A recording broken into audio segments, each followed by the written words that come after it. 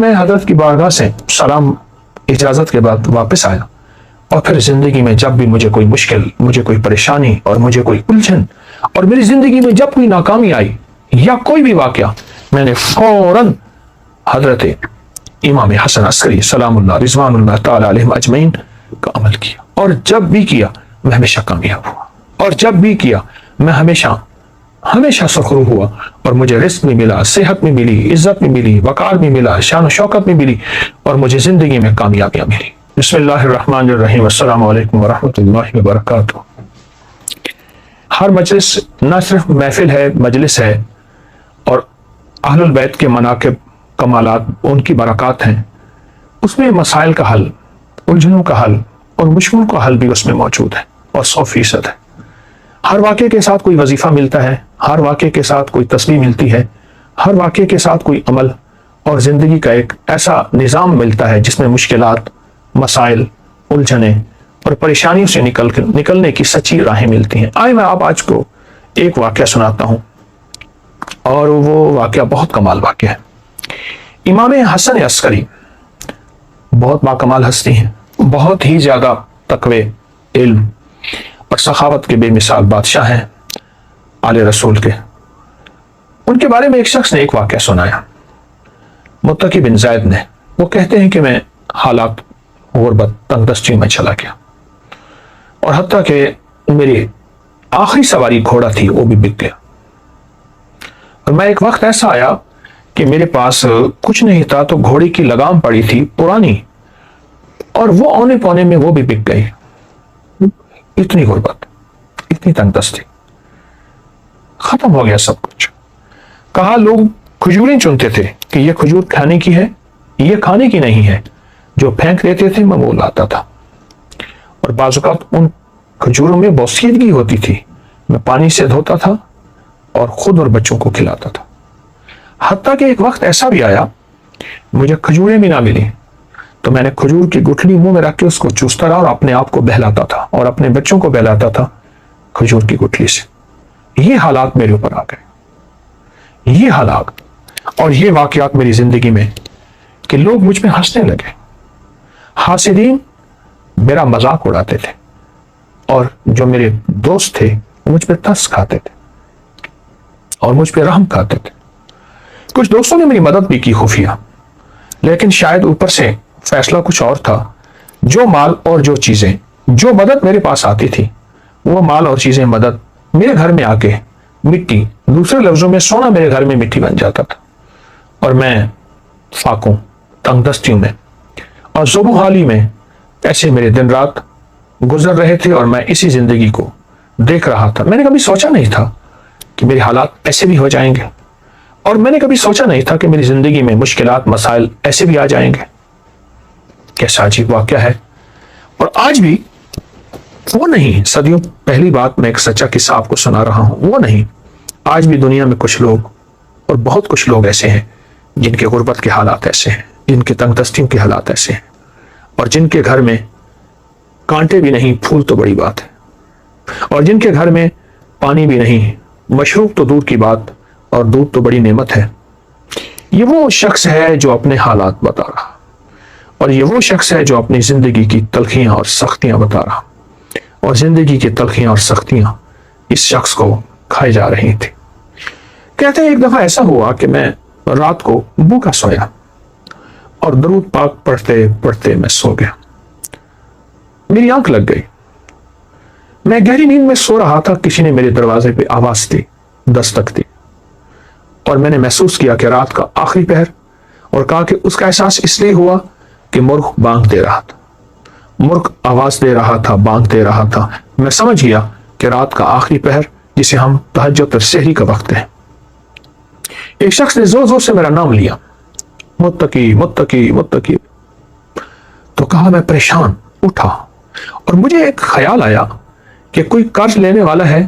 جس نے مجھ سے قرض لینا ہے، اور اسے پتا ہے کہ میں صبح صبح روزی کی تلاش میں نکل جاؤں گا، اور ابھی وہ مجھ سے قرض لینا چاہتا ہے۔ میں پریشان، اور میں سوچتا رہا کہ اس کو کیا جواب دوں۔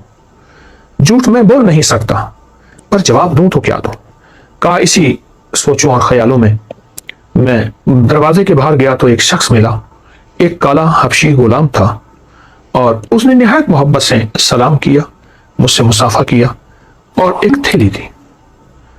تو میں حیران ہوا کہ تھیلی بھاری تھی، تو کہا کہ حضرت امام حسن عسکری نے تجھے یہ تھیلی بھیجی ہے، تو اپنے اس سے اخراجات پورے کر، تیری ضرورتیں پوری ہوں۔ میری آنکھوں سے آنسو آ گئے۔ اچانک مدد ملی، غیبی مدد ملی، گمان، خیال اور احساس سے بالا تر۔ میں چپکے سے گھر آیا، صبح اپنے گھر کی ساری ضرورتیں لایا، اور یوں چند ہی دنوں میں میرے گھر میں ایسے محسوس ہوا کہ خوشحالی آ گئی ہے۔ میری جی میں آیا کہ میں حضرت کی بارگاہ میں جا کے حاضر ہوں اور ان کی خدمت میں عرض کروں کہ شہزادہ آل بیت، اور آپ کی مہربانی، آپ کی شفقت کہ آپ نے میرے ساتھ یہ احسان فرمایا،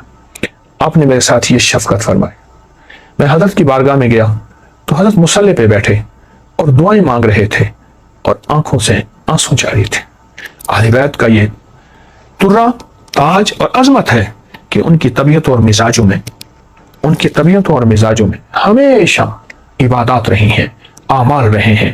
اللہ کے خزانوں سے مانگنا رہا ہے، اور پھر اللہ کے خزانوں سے مانگ کے مخلوق کو دینے کا مزاج رہا ہے۔ میں کچھ دیر بیٹھا، آپ عبادت سے فارغ ہوئے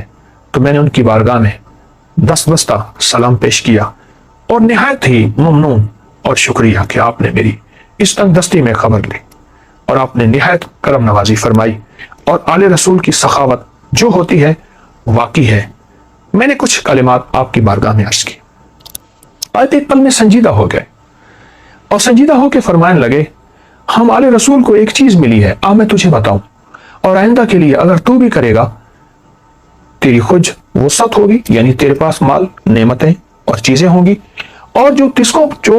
جس کو تو مال دے گا اس کے پاس بھی وسعت ہو جائے گی۔ اور پھر ٹھنڈی آوار کے فرمانے لگے، اے کاش ہم برکت کو پہچان لیتے۔ اور پھر مجھے فرمایا کہ جب تجھے پریشانی ہو اور الجھن ہو، کوئی مجبوری ہو، کوئی مشکل ہو، کوئی ناکامی ہو، کوئی پریشانی ہو، کوئی زندگی کا داغ ہو، وہ صبح ہو یا شام ہو، 2 رکعت نماز نفل حاجت کی نیت کر کے پڑھ، اور پھر توجہ سے پڑھ اور دھیان سے پڑھ اور یکسوئی سے پڑھ اور پورے اعتماد اور پورے یقین سے اور پورے دھیان سے اور پوری دل کی کیفیتوں سے پڑھ۔ اور پھر فرمایا سلام پڑھ کے بعد پھر کثرت سے دعا کے لیے ہاتھ اٹھا اور آمین کہے، اور اپنے مقاصد کا تصور کرتے ہوئے، اپنے مسائل کا تصور کرتے ہوئے، اپنی مشکلات کا تصور کرتے ہوئے آمین کہے۔ اور پھر فرمایا ہمارے خاندان میں لفظ آمین اسم اعظم ہے، اسم اعظم۔ اللہ اکبر، کیا عجیب بات ہے، اسم اعظم ہے ہمارے خاندان میں، آمین، لفظ آمین اسم اعظم ہے۔ نفل حاجت کے پڑھ، سلام کے بعد دعاؤں کے لیے ہاتھ اٹھا، اور پھر اپنی دعا بھی مانگ، اور اپنی دعا پہ خود آمین کہے، آمین، مسلسل دعا مانگ، آمین، مسلسل دعا مانگ، آمین، مسلسل آمین کہے، مسلسل آمین کہے، اور آمین کہتا جا، اتنی دعا مانگ لمبی اور اتنے دیر آمین کہے، تیرا دل مان جائے، تیرے اندر کا یقین کامل ہو جائے، تیرے اندر دل کی کیفیتیں مکمل ہو جائیں۔ کیا؟ وہ یہ کہ میرے اللہ نے مجھے دے دیا، اور میرے رب نے میری ضرورتیں پوری کر دی، اور میری مشکل حل ہو گئی، اور میری ناکامی دور ہو گئی، اور مجھے زندگی کی راحتیں، خوشیاں اور خوشحالیاں مل گئی۔ اس طرح آمین کہے، اس طرح آمین کہے،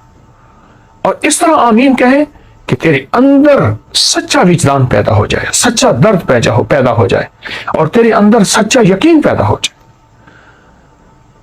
متقی کہتے ہیں کہ میں حضرت کی بارگاہ سے سلام اجازت کے بعد واپس آیا، اور پھر زندگی میں جب بھی مجھے کوئی مشکل، مجھے کوئی پریشانی اور مجھے کوئی الجھن، اور میری زندگی میں جب کوئی ناکامی آئی یا کوئی بھی واقعہ، میں نے فوراً حضرت